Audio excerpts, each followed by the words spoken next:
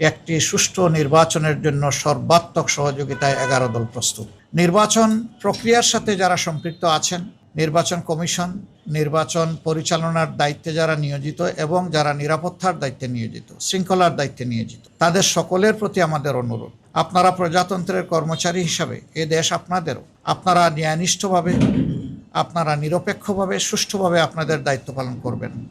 তাহলে জনগণের ভালোবাসা পাবেন, সমর্থন পাবেন এবং জনগণ আপনাদের এই কাজের প্রতি সন্তুষ্ট হয়ে অবশ্যই আপনাদের মূল্যায়ন করবে। আমরা অতীতের মতো আর কাউকে দেখতে চাই না যে সরকারি প্রজাতন্ত্রের, বাংলাদেশ নামের এই প্রজাতন্ত্রটির কর্মকর্তা হয়ে কেউ নির্দিষ্ট কারো পক্ষ নেবেন, এটা আমরা একেবারেই দেখতে চাচ্ছি না। আমরা কারো আনুকূল্যও চাই না, আবার আমরা অন্য কাউকে আনুকূল্য দেখানো হোক সেটাও আমরা দেখতে চাই না। আমরা চাই সবাই নিরপেক্ষতার সাথে যার যার জায়গা থেকে এই দায়িত্ব পালন করবেন। এই নির্বাচনের দিনেও বহু ধরনের রিউমার ছড়ানো হতে পারে। আমরা জনগণকে আহ্বান জানাবো, 11 দলের পক্ষ থেকে কোনো সুস্পষ্ট বক্তব্য না যাওয়া পর্যন্ত এই ধরনের কোনো বিভ্রান্তিমূলক কথায় মোটেই কান দেবেন না। যারা পরাজয়ের ভয়ে ভীত সন্ত্রস্ত, যে কোনো পক্ষ যে কোনো কাজ এই ধরনের করতে পারে, মিথ্যা অপবাদ ছড়াতে পারে, ভয়ভীতি সৃষ্টির জন্য, আতঙ্ক সৃষ্টির জন্য।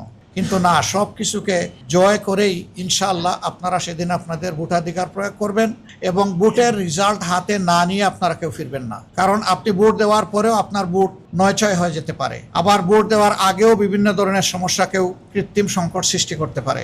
এই সব কিছুকে আমরা বিশ্বাস করি এই বীর জাতি মোকাবিলা করেই ইনশাআল্লাহ 12 তারিখের নির্বাচনকে সফল করে তুলবে এবং সেই নির্বাচনের মধ্য দিয়ে যে সরকার গঠিত হবে, এই সরকার হবে নতুন বাংলাদেশের সরকার, এ সরকার হবে জন আকাঙ্ক্ষার সরকার, এই সরকার হবে কৃষক, শ্রমিক, মেহনতি জনতা সহ মুটে মাঝি মজুর সকলের সরকার, সকল শ্রেণী পেশার মানুষের সরকার, নারী পুরুষের সরকার, শিশু আবাল বৃদ্ধ বনিতার সরকার। এই সরকার কোনো দলের হবে না, এই সরকার কোনো গোষ্ঠীর হবে না, এই সরকার কোনো পরিবারের হবে না, এই সরকার হবে জনগণের সরকার ইনশাআল্লাহ। আমরা সেই জনগণের বিজয়টার দিকেই মুখিয়ে আছি। আল্লাহ রাব্বুল আলামিন একটি সুষ্ঠু নির্বাচনের পরিবেশ নিশ্চিত করে দিয়ে জনগণের আকাঙ্ক্ষা পূরণে আমাদেরকে সহায়তা করুন। একই দিনে 2টি ভোট, একটি গণভোট, দ্বিতীয়টি হচ্ছে সরকার গঠনের জন্য ভোট। গণভোটে ইতিমধ্যেই আপনারা জানেন যে আমাদের অবস্থান স্পষ্ট। আমরা জুলাই আকাঙ্ক্ষার আলোকে যে সংস্কার প্রস্তাব উপস্থাপিত হয়েছে, এটার বৈধতা দেওয়ার জন্য যে গণরায়ের দরকার, এর জন্য গণভোট অনুষ্ঠিত হচ্ছে আমাদের অবস্থানের পক্ষে এবং আমরা আশাবাদী ইনশাআল্লাহ বিপুল ব্যবধানে হা বিজয়ী হবে।